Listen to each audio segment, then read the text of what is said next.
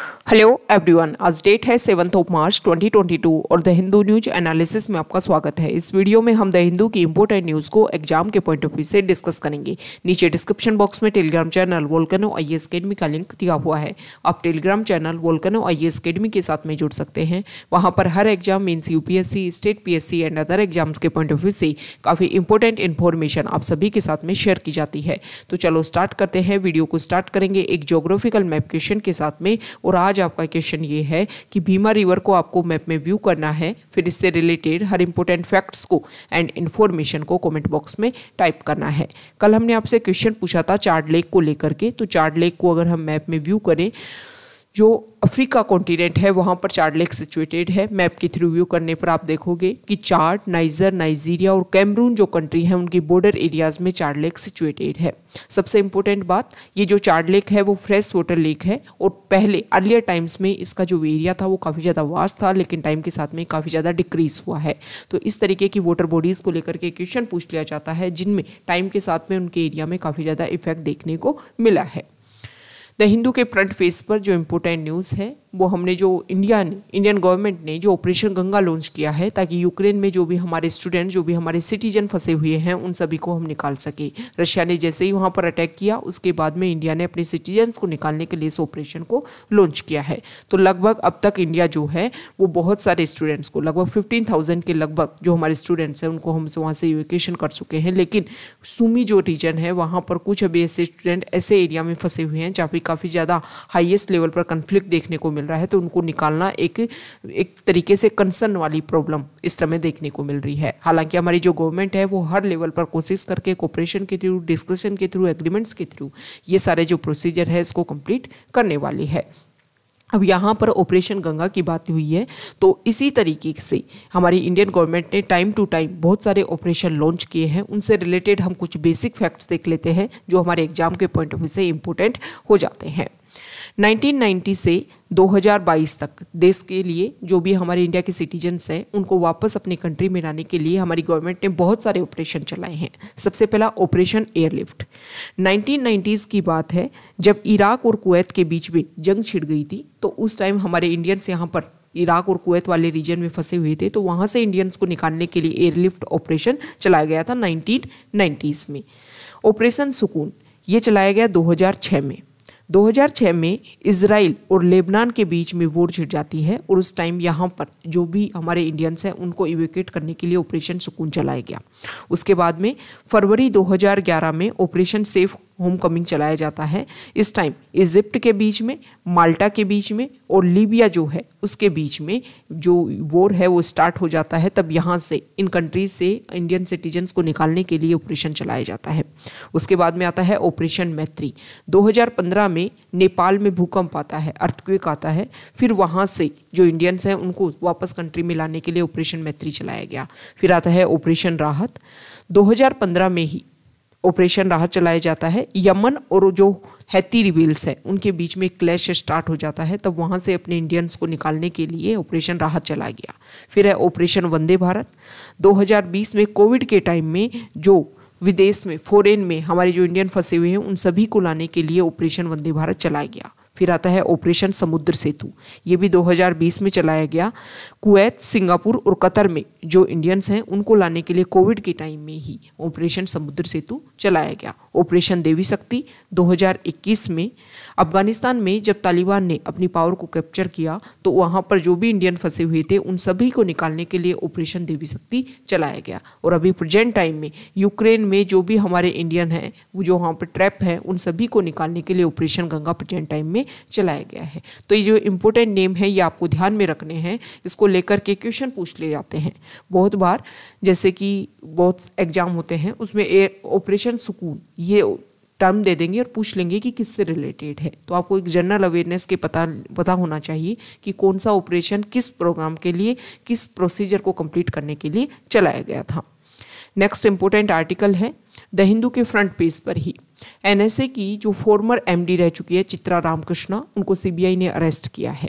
ऐसा बोला जाता है कि जब वो इस पोस्ट पर थी तब उन्होंने कुछ इलीगल तरीके से कुछ वर्क किए जिसकी बेसिस पर उनके ऊपर कुछ चार्जेस लगे हैं और उन्हीं के बेसिस पर उनको यहाँ पर अरेस्ट किया गया है।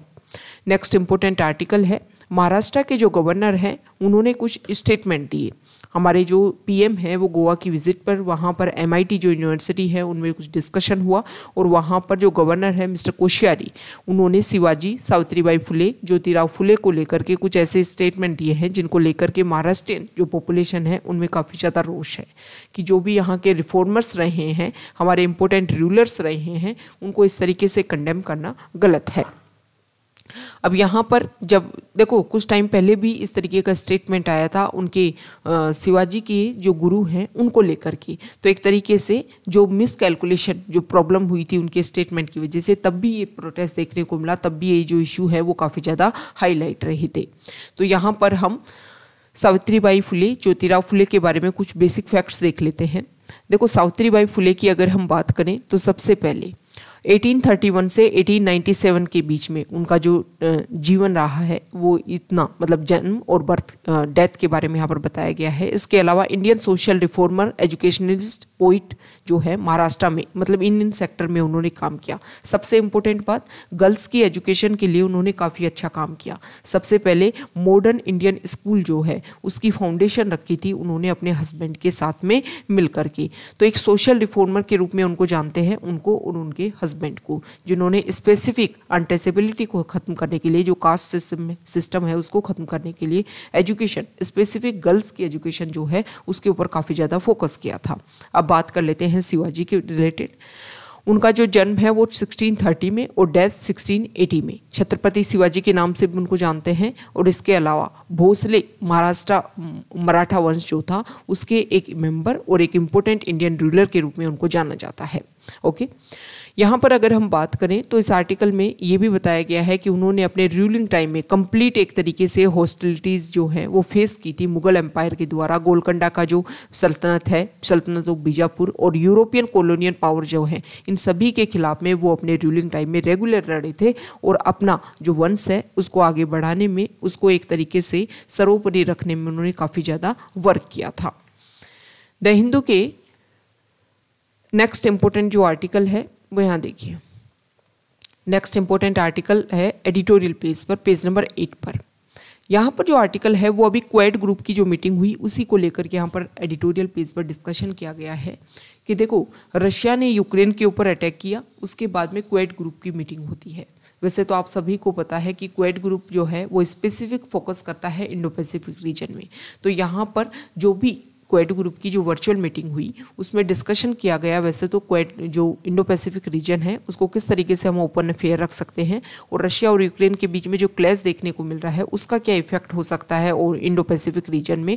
इसके अलावा सबसे इम्पोर्टेंट बात ये बोली गई है कि यूक्रेन और रशिया का जो इशू है उसको किस तरीके से सोल्व किया जा सकता है। लेकिन इनडायरेक्टली अगर हम देखें तो यहाँ पर ये जो डिस्कशन हुआ इसका एक मेजर रीजन ये भी हो सकता है कि इंडिया जो है, इंडिया ने अब तक United nation security council, United nation general assembly और उसके बाद United nation human rights council में भी एब्सटेन किया है। जब जब रशिया को काउंटर करने के लिए यूएस और अदर कंट्रीज अपनी तरफ से वहाँ पर रेजोल्यूशन पास करवाने की कोशिश करती हैं या कुछ प्रोसीजर को कंप्लीट करने की कोशिश करती हैं तो इंडिया ने हमेशा वहाँ पर एब्सटेन किया है। हालांकि क्वेड ग्रुप के जो 3 अदर मेंबर हैं जैसे जापान, ऑस्ट्रेलिया और बात आती है यूएस की, उन्होंने कंडेम किया है रशिया के इस अटैक को और वो चाहते हैं कि रशिया के ऊपर कुछ रिस्ट्रिक्शन लगे। लेकिन इंडिया जो है वो अपनी एक बैलेंस्ड पॉलिसी को अपना रहा है। इसका मेजर रीजन है भी क्योंकि इंडिया के लिए दोनों जो पक्ष है वो काफ़ी ज़्यादा इंपॉर्टेंट है। हालांकि इस आर्टिकल में बोला गया है कि रशिया जिस तरीके से यूक्रेन के ऊपर रशिया ने अटैक किया है, इसके अलावा वहाँ पर जो रशिया है वो बहुत सारी जो एक तरीके से ग्लोबली लेवल पर जो कन्वेंशन है उनका यहाँ पर वायलेशन किया जा रहा है। इंडिया को तो ये भी है कि हो सकता है कि यूएस जो है वो रशिया के साथ में जो भी हमारे मिलिट्री अलायंस है, मिलिट्री डिस्कशन है, मिलिट्री एग्रीमेंट्स है, उनके बेसिस पर हमारे इंडिया के ऊपर कुछ जो रिस्ट्रिक्शंस है, जो सैंक्शंस है वो अप्लाई करे। लेकिन इंडो पैसिफिक रीजन में और चाइना को काउंटर करने में इंडिया एक बेहतरीन रोल प्ले करता है यूएस के साथ में। ये कुछ पॉइंट्स है जिसके बेसिस पर इंडिया को यहाँ पर एलिमिनेशन देखने को मिल सकता है। यहाँ पर कुछ पॉइंट्स की बात की गई है कि जेनेवा कन्वेंशन जिसमें एक तरीके से, और इसके अलावा जो वॉर क्राइम्स हैं, ह्यूमन राइट्स वायलेशंस हैं, इन सभी के लिए वहाँ की जो फोर्सेज जिन्होंने यूक्रेन के ऊपर अटैक किया, ये सारे जो इश्यूज हैं वो सामने देखने को मिल रहे हैं।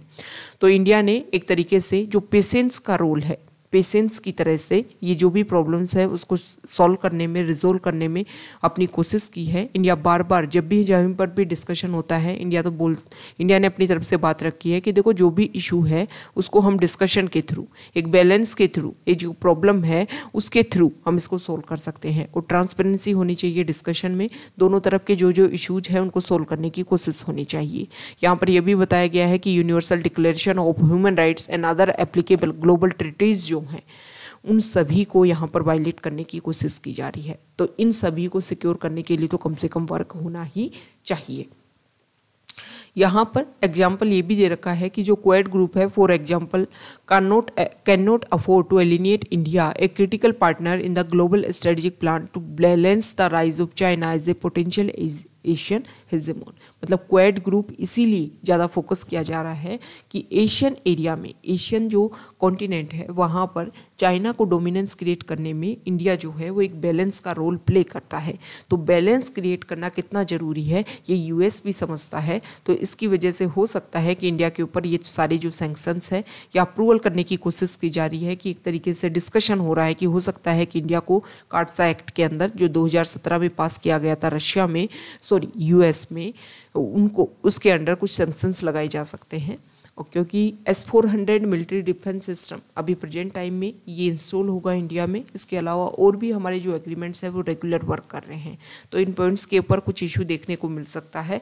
लेकिन बात आती है जब चाइना को बैलेंस करने की, तब इंडिया के ऊपर फोकस रहना, जो यूएस का एक तरीके से सपोर्ट है इंडिया को, वो काफ़ी ज़्यादा इंपॉर्टेंट रोल प्ले कर देता है। नेक्स्ट इंपॉर्टेंट आर्टिकल यहाँ पर रशिया यूक्रेन वॉर को लेकर के ही है। अभी हमने लास्ट टाइम से कुछ टाइम डिस्कस भी किया है, रेगुलर इस तरीके के आर्टिकल आ रहे हैं कि रशिया ने जब अटैक किया यूक्रेन के ऊपर, तो उसके बाद में बहुत सारे कंट्री जो है उनके ऊपर सैंक्शंस लगाने की कोशिश कर रहे हैं। जैसे कि वो जो भी एक्सपोर्ट इंपोर्ट करते हैं उन सभी के ऊपर, इसके अलावा जो भी उनका ट्रेडिंग सिस्टम है, जो भी उनका मनी मैनेजमेंट सिस्टम है जिसको स्विफ्ट सिस्टम बोलते हैं, जिसमें एक इंटरनेशनल जो ट्रेड है, इंटरनेशनल मनी ट्रांसफ़र जो सिस्टम है, उसमें भी सैंक्शंस लगा दिए गए हैं ताकि रशिया के जो भी बैंक उससे जुड़े हुए हैं वहाँ पर डायरेक्टली मनी ट्रांसफ़र नहीं हो पाए। हालांकि जो रशिया है वो इसका अल्टरनेट ढूंढने की कोशिश की है और इसका अल्टरनेट इम्प्लीमेंट करने की भी रशिया कोशिश कर रहा है। लेकिन स्विफ्ट वो एक प्रोसीजर है जिसके तहत आप पूरे इंटरनेशनली जो ट्रेड है उसको या फिर मनी ट्रांसफ़र जो सिस्टम है उसको आप कवर कर सकते हो। लेकिन रशिया अपनी अलग से अगर अपना कुछ प्रोसीजर एस्टेब्लिश करता है तो ये जो बैंक है इनको वर्क करने में, इसके अलावा जो भी ट्रेडिंग प्रोसीजर है उसको कंप्लीट करने में काफ़ी ज़्यादा इशू क्रिएट होंगे। ओके, तो इस तरीके के रेस्ट्रिक्शंस लगाने की बात की जा रही है। अब यहाँ पर बात आती है नॉर्ड स्ट्रीम 2 की। ये नॉर्ड स्ट्रीम 2 क्या है? रशिया में आप सभी को पता है कि ऑयल का काफ़ी ज़्यादा वहाँ पर प्रोडक्शन होता है, इसके अलावा नेचुरल गैस के भी वहाँ पर बहुत सारी रिसोर्सेज हैं। एक मेजर रीज़न ये भी है कि यूक्रेन वाला जो रीजन, वहाँ पर काफ़ी ज़्यादा नेचुरल रिसोर्सेज है। वेस्टर्न कंट्री चाहते हैं कि उन रिसोर्सेज के ऊपर हमारा हक हो सके, और रशिया चाहता है कि अगर यूएसएसआर का पहले से ये कंट्रीज़ पार्ट रहे हुए हैं तो क्यों इनके रिसोर्सेज जो है वो अदर कंट्रीज़ कंज्यूम करें। तो नॉर्ड स्ट्रीम 2 की अगर हम बात करें तो यहाँ से जो गैस है वो ट्रांसफ़र होती है जर्मनी कंट्री में। तो इस आर्टिकल में ये बताया गया है कि ये जो पाइपलाइन है इसके ऊपर भी इफेक्ट देखने को मिल सकता है। तो यहाँ पर देखो, पहले जो ऑयल था उसके ट्रांसफ़र के ऊपर जो यूरोपियन कंट्रीज़ है वो काफ़ी ज़्यादा डिपेंडेंट रहती थी, लेकिन एक टाइम के बाद में जब सेल गैस का प्रोडक्शन हुआ यूएस में, तो एक तरीके से इनडायरेक्टली इसके अल्टरनेट ढूंढने की कोशिश की गई। जो पहले डिपेंडेंसी मोर देन 50% थी, अब वो 35 to 40% तक डिपेंडेंसी हो गई है रशिया के ऊपर। इसी तरीके से अल्टरनेट ढूंढे जा सकते हैं, अदर कंट्रीज़ के ऊपर रिलाई किया जा सकता है। नेचुरल गैस का जो भी प्रोजेक्ट है उसमें यूरोपियन कंट्रीज़ तक उसकी पहुँच बनाने के लिए, ताकि रशिया के ऊपर जो डिपेंडेंसी है उसको ख़त्म किया जा सके। और जब ये डिपेंडेंसी ख़त्म होगी तभी जाकर के ये सारे जो रिस्ट्रिक्शंस हैं, वो जो स्ट्रिक्ट सैंक्शंस है वो अच्छे से इम्प्लीमेंट हो पाएंगे। नेक्स्ट इंपॉर्टेंट आर्टिकल है पेज नंबर 9 पर। यहाँ पर जो आर्टिकल है, देखो अभी यूक्रेन से जो जिन स्टूडेंट्स को बाहर वापस इंडिया लाया जा रहा है उसके बारे में इस आर्टिकल में बताया गया है कि देखो, ऐसा नहीं है कि पहली बार प्रेजेंट टाइम में ये सबसे ज़्यादा डिस्कशन चल रहा है कि हमारे स्टूडेंट इतने क्यों जाते हैं फॉरेन कंट्रीज़ में पढ़ने के लिए। तो यहाँ पर बताया गया है कि सेंचुरीज से ऐसा होता है। महात्मा गांधी, BR अम्बेडकर, जवाहरलाल नेहरू, अमर्त्य सेन, मनमोहन सिंह ऐसे इंडियन जो अपनी हायर एजुकेशन के लिए अब्रॉड गए थे। ओके, जब पैंडेमिक स्टार्ट हुआ तब हमने देखा कि लगभग 7.5 लाख स्टूडेंट ऐसे हैं इंडिया के जो अब्रॉड में स्टडी कर रहे थे। मतलब हमारे इंडिया की जितनी टोटल मनी है उसमें $24 बिलियन जो है वो फॉरेन इकोनॉमीज़ में हम स्पेंड करते हैं, जो इंडिया की टोटल जीडीपी का 1% है। इसमें ये बोला गया है कि 2024 तक अगर हम देखें तो स्टूडेंट्स की जो संख्या है वो और ज़्यादा इंक्रीज़ होगी, मतलब 1.8 मिलियन तक उनकी जो संख्या है वो इंक्रीज़ हो सकती है और लगभग 80 बिलियन डॉलर इंडिया जो है वो स्टूडेंट्स के ऊपर खर्च करेगा इंडिया के बाहर। ओके, अब ये जो फॉरेन जो स्टडीज़ है इसके ऊपर इतना फोकस क्यों किया जा रहा है? इसका फोकस करने का एक मेन कारण ये है कि हमारे यहाँ पर जैसे कि नीट के स्टूडेंट, यूक्रेन में अगर हम देखें तो गवर्नमेंट कॉलेजेस जो एक तरीके से जो मेडिकल स्टडीज़ है उसके ऊपर ज़्यादा फोकस किया जा रहा है। इसका कारण क्या है कि हमारे इंडिया में जो सीट की अवेलेबिलिटी है काफ़ी कम है। नीट के जो फॉर्म की अगर हम संख्या देखें तो 15 से 16 लाख लोग जो हैं वो फॉर्म फिल करते हैं, लेकिन इतनी गवर्नमेंट सीट है ही नहीं। और प्राइवेट सेक्टर में अगर आपको MBBS डिग्री कंप्लीट करना है तो लगभग 1 से 1.5 करोड़ आपके पास में 1 से 1.5 करोड़ रुपये होने चाहिए, तभी आप अपनी डिग्री कंप्लीट कर पाओगे प्राइवेट सीट के ऊपर। और वहाँ पर फॉरेन कंट्रीज़ में काफ़ी ज़्यादा कम प्राइस के ऊपर ये कंप्लीट हो जाती है, इसीलिए कारण है। दूसरा कारण क्या है कि अगर हम बात करें तो हमारे इंडिया की जो यूनिवर्सिटी है वहाँ पर क्वालिटी एजुकेशन काफ़ी कम देखने को मिलता है। ओके, जितनी डिमांड है उसके खिलाफ में जो सप्लाई है क्वालिटी एजुकेशन की उसमें काफ़ी ज़्यादा गैप देखने को मिलता है। अगर हम बात करें 25 एज से नीचे जो इंडियन पॉपुलेशन है उसमें मोर देन हाफ जो है उसकी, मतलब हमारे इंडिया की जो पॉपुलेशन है उसमें ज़्यादातर जो है वो इंडिया की यूनिवर्सिटीज़ में है, लेकिन इंडिया की कोई भी यूनिवर्सिटी ऐसी नहीं है। अगर हम पूरे वर्ल्ड लेवल पर उनका कंपैरिजन करें तो वर्ल्ड की टॉप 100 यूनिवर्सिटी में कोई इंडियन यूनिवर्सिटी नहीं है। तो ये नेचुरल है कि जो भी एस्पायरेशनल स्टूडेंट्स हैं उनको तो लगता है कि अब्रॉड स्टडी करने के लिए जाओ, जब मनी भी आपका कम लग रहा है और आपकी स्टडी भी शानदार हो रही है, उसका रिजल्ट आपको काफ़ी अच्छा मिलने वाला है, तो क्यों नहीं जाएंगे स्टूडेंट्स वहाँ पर पढ़ने के लिए। अब यहाँ पर देखो, ऐसा नहीं है कि अब पहली बार ये जो स्टूडेंट्स को लेकर के हम प्रॉब्लम्स हैं वो फेस कर रहे हैं, इससे पहले भी हम फेस कर चुके हैं। वैसे अगर हम देखें तो हमारे इंडिया के बहुत सारे स्टूडेंट ऐसे हैं जिन्होंने आगे जा कर के इंडिया का काफ़ी ज़्यादा नाम रोशन किया है। जैसे सुंदर पिचाई की बात करें, सत्या नडेला की बात करें, उनकी जो अचीवमेंट्स हैं उनको इंडिया काफ़ी ज़्यादा सेलिब्रेट भी करता है। इसके अलावा अगर हम बात करें कि देखो हाँ, इससे पहले जब कोविड था उस टाइम में भी ऑस्ट्रेलिया जो है वहाँ पर भी हमें इस तरीके के इश्यूज़ देखने को मिले। इसके अलावा यूके में भी इस तरीके के इश्यूज़ देखने को मिले। अभी कुछ टाइम पहले कनाडा में प्रोटेस्ट चल रहा था, तब भी वहाँ की यूनिवर्सिटीज़ में इंडिया के स्टूडेंट्स का जो इनरोलमेंट था उसको काफ़ी ज़्यादा प्रॉब्लम हुई। और अभी यूक्रेन में जो एनरोलमेंट है स्टूडेंट्स का उसको भी काफ़ी ज़्यादा उनको भी काफ़ी ज़्यादा प्रॉब्लम देखने को मिलेगी। हालाँकि गवर्नमेंट कोशिश कर रही है कि हमारी जो भी यूनिवर्सिटीज़ हैं, जो भी हमारी मेडिकल कॉलेजेस हैं, वहाँ पर उनका इनडायरेक्टली टाई अप हो सके ताकि वो अपना जो भी प्रोसीजर है उसको कंप्लीट कर सकें। और ये प्रोसीजर को कंप्लीट करने की, क्योंकि उनकी जो डिग्री है वो काफ़ी ज़्यादा वॉर जैसी सिचुएशन है, कब तक वो कंप्लीट हो, कब तक वहाँ के जो इश्यूज हैं वो सोल्व हो सके, तो ये काफ़ी ज़्यादा जो स्टूडेंट्स हैं उनके फ्यूचर के लिए काफ़ी ज़्यादा मेजर कंसर्न बन गया है।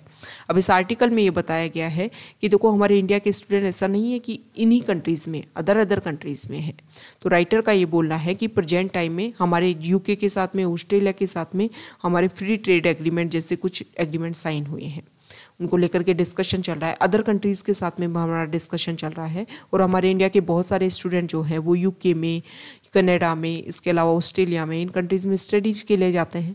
तो हमें क्या करना है कि जिन भी कंट्रीज़ के साथ में अब हमारा डिस्कशन हो उनमें अगर हमारे फॉरेन स्टूडेंट्स वहाँ हैं तो उनकी सेफ्टी के लिए भी हम वहाँ पर डिस्कशन कर सकते हैं, ताकि जब इस तरीके के इशू जो हों तो उस कंट्री की भी एक रिस्पॉन्सिबिलिटी बने कि उन स्टूडेंट्स की सेफ्टी, उनको सेफली इवैक्यूएट करके जो उनकी मेन कंट्री है, मेन लैंड है, वहाँ तक पहुँचाना।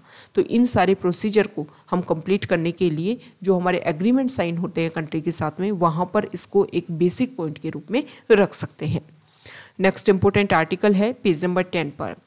यहाँ पर जो हमारे प्राइम मिनिस्टर हैं उन्होंने एक इम्पोर्टेंट बात बोली कि जो ऑपरेशन गंगा, यूक्रेन से जो भी हमारे सिटीजन हैं, इंडियन स्टूडेंट्स हैं, उनको इवैक्यूएशन करने के लिए जो हमने ऑपरेशन गंगा लॉन्च किया है, वो ये चीज़ें हमें दिखाता है कि इंडिया की पूरे वर्ल्ड में जो इन्फ्लुएंस है वो काफ़ी ज़्यादा इंक्रीज़ हो रहा है।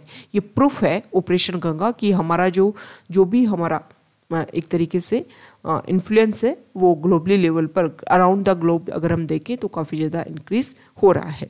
ओके, यहाँ पर जो नेक्स्ट इम्पोर्टेंट जो आर्टिकल है वो एक जनरल अवेयरनेस के लिए, ज़्यादा कुछ इम्पोर्टेंट है नहीं यहाँ पे। पेज नंबर 12 पर आप देख लीजिए। पेज नंबर 12 पर जो आर्टिकल है यहाँ देखिए, देखो प्रेजेंट टाइम में जो हमारे पीएम है वो महाराष्ट्र गोवा इनकी विजिट पर थे, तो वहाँ पर उन्होंने क्या क्या एक्टिविटीज़ की इन सभी के बारे में यहाँ पर बताया गया है। फॉरेन पेज पर अगर हम देखें तो कम्प्लीटली यूक्रेन रशिया जो वॉर है उसी को लेकर के यहाँ पर डिस्कशन किया गया है कि किस तरीके से हम इवैक्यूएशन कर रहे हैं, हमारे जो भी वहाँ पर पॉपुलेशन है उनको रेसिज्म वहाँ पर फेस करना पड़ रहा है। इसके अलावा जो यूएस है वो कीव के साथ में कुछ अपने जो भी प्रोजेक्ट है, कुछ जो भी एक तरीके से असिस्ट उनको करने की कोशिश कर रही है, तो उनको लेकर के डिस्कशन चल रहा है। यहाँ पर बताया जा रहा है कि यूक्रेन के पास में मोल्डोवा जो रीजन है वहाँ उनको सपोर्ट करने की भी यूएस कोशिश कर रहा है, तो डायरेक्टली इनडायरेक्टली जो है वो कोशिश की जा रही है रशिया यूक्रेन को लेकर के। यहाँ पर आर्टिकल है, यहाँ पर जो नॉर्थ कोरिया है वो अपनी रिकंसिस्टेंस सैटेलाइट जो है उसके टेस्ट को उन्होंने कंफर्म किया है, और ये जो चीज़ें हैं वो दिखा रही हैं कि नॉर्थ कोरिया किस तरीके से अपनी जो एक्टिविटीज़ है उनको इंक्रीज़ कर रहा है। तो ये आज का हमारा द हिंदू का डिस्कशन था। अगर आप यहाँ तक आए हैं, वीडियो आपको अच्छा लगा है तो प्लीज़ वीडियो को लाइक कीजिए, शेयर कीजिए और चैनल को सब्सक्राइब कीजिए। Okay, thank you.